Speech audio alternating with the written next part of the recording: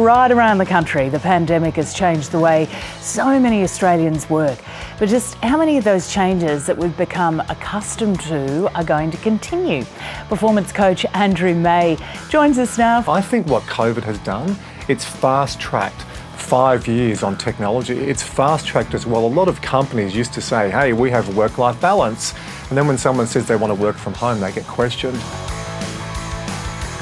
Work is no longer a place that you go, it's something that you do. Does anyone remember what offices looked like in the 1970s? If I look at my dad, he was in the Department of Agriculture. He had an office with a desk and an ashtray. But nowadays, we're much more likely to sit in a coffee shop or at your kitchen table.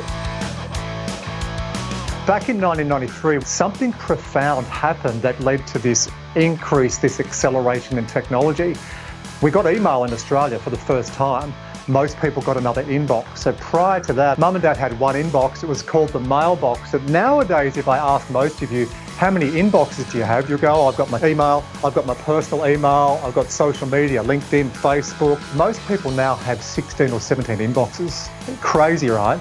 So back then, you can see in that picture, we'd wake up, have breakfast, go to work or school, and life was a series of waves and oscillations. But now we get our weapons of mass distraction and it looks like this. But we've blown that up even more with hybrid working. You don't know where you are some days. You know, am I at home? You're at client site. Sometimes you can be at an office site with other colleagues. So it's all over the place. So it's a little bit crazy. 23 minutes and 15 seconds it takes to refocus attention. So Carlo, you're there in deep work and someone says, hey, Carlo, have you got a minute?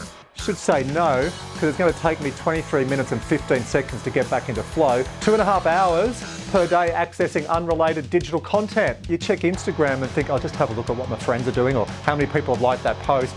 2 hours later, you're looking at cat videos. 40% of knowledge workers are lucky to have more than 30 minutes per day doing that deep focused work. This next one alarms me. 70% of emails are opened within the first 6 seconds of receipt. What are the basic rules you do on laundry? Give us a couple of rules. Sort of dark and light, and make sure there's no paper in the pocket.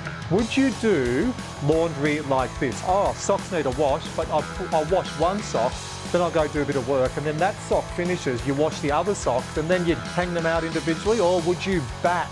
I want all of your colleagues doing email like laundry. Washing one sock is like doing an email and replying and then going to another document and then another email that's half open and another. We wouldn't do our laundry like that. We'd be super unproductive. The way we're working in hybrid is just not sustainable for our energy levels. 72% of employees report feeling exhausted by the hybrid work model. 49% of respondents say are feeling somewhat burned out. It's because there's no surge capacity.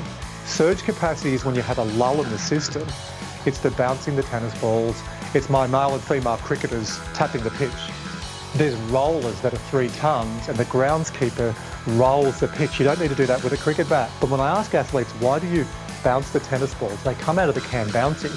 Why do you do gardening? It's the pause point. It's the drop so you get ready for the next high intensity period. You can't play a 4 or 5 hour set of tennis at a high intensity. Why do you think you can work for 10 hours all day without switching off? And this is why you're going to bed. When we first went to hybrid, you're staring at the roof going, God, I'm tired.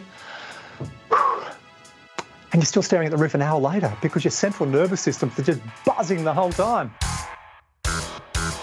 I had a coaching client say to me last week, I feel like I'm constantly jet lagged or slightly hungover. There's just no pajamas from Qantas and no champagne on the tarmac. So it is draining, it is fatiguing, but there are some definite strategies we can do to get through this. So transition time and daily sunshine. We're not getting off our technology. That fatigues us. So at the end of a day, try and bookend. Go for a walk. It might be an ocean swim, kick a ball with a kid, or just take the dog for a walk. Going to bed and getting up at the same time, Michael, is one of the most important things to do to keep that body clock or your circadian rhythm in sync. Otherwise, you feel like you're shift working.